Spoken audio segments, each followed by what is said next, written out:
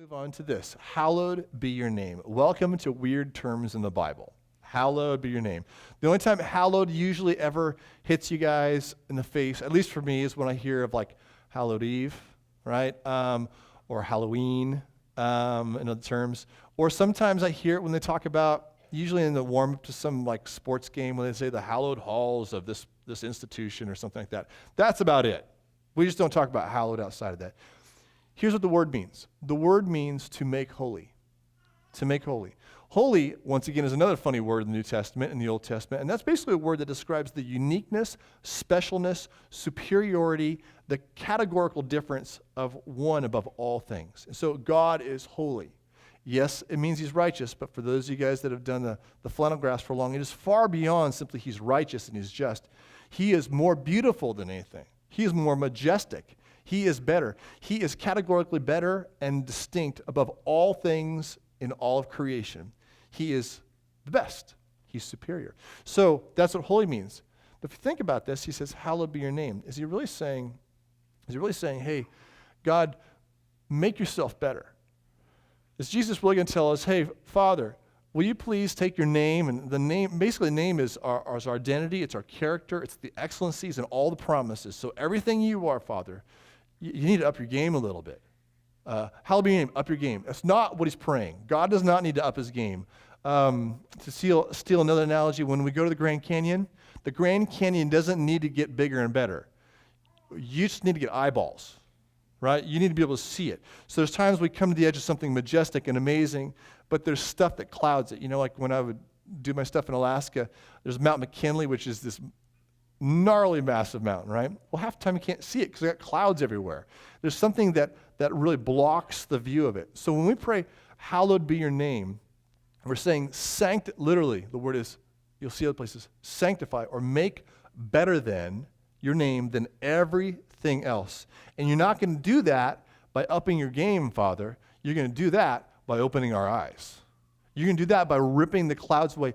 We have all these gifts, all these good things, family and love and career and schedules and meals and everything, and it all sits in the way, and we can't see past the pile of gifts to see to the giver. We're saying, Father, please don't let us overdose on the gifts. Let us see through the gifts to the giver. And so when we pray, hallowed be your name, we're asking God to let us and let the surrounding world understand who he is, to see who he is, not physically see. Someday we'll physically see, but to see with the eyes of our heart.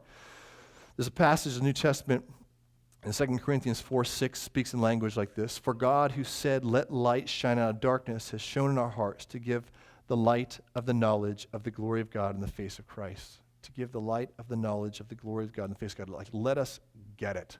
Let us get you, Father, by getting Jesus. Let us understand him. Now, so cognitively, we have to read his word to understand him and not just make up our grandma's Jesus or something like that, but actually read who he is. But then there comes that point we've read who he is that has to resonate with our heart. And that's why we're asking him, for his sake and for our joy, please hallow your name. Let your people get lit up on who you are. Like, let us not be dunces. Let us not be dead and blind and have the God of all creation who is our Father, and we downgrade him because we can't see into you. And there's one person who hallows the name of the Father, and that is the Father. So that's why you're coming under the orders of the Son and say, Father, please hallow your name. You're asking God, please rip the clouds away from me and the people around me, and particularly, of all places, your children. If there's any place where God's glory should be seen, it should be amongst his children. So when I pray this, I pray something like this as I go through the morning. Oh, wait. Here's the general notions in microfiche again. Holiness, his reputation. When we think holiness, just don't think righteousness. Think superiority. Think best. Wonderful, okay? Reputation, reveal his incomparability, our treasure, our glory. Here's something how I would pray through this. Of course, I type this out, so I usually hem and haw and fall asleep halfway through it. It's ugly, okay, but these are the notions I'm praying through.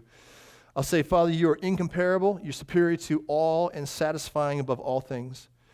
Above all, you're above all correction, above all doubt or suspicion. You're beautiful, worthy of all praise. Please first impress this upon our hearts as your children. Be our genuine best and be our delight. Let the rest of the universe finally get who you are and amaze us. Open our eyes that we may see. Something like that, right? It doesn't have to be eloquent. It could be a run-on sentence and a fragment. Who cares? But you're coming to say, God, the problem is not that you are low. You are eminently high and wonderful. We just don't get it. And we're not going to get it unless you open our eyes. And my friends aren't going to get it unless you open our eyes. So please, Father, let us see how amazing you are. Hallowed be your name.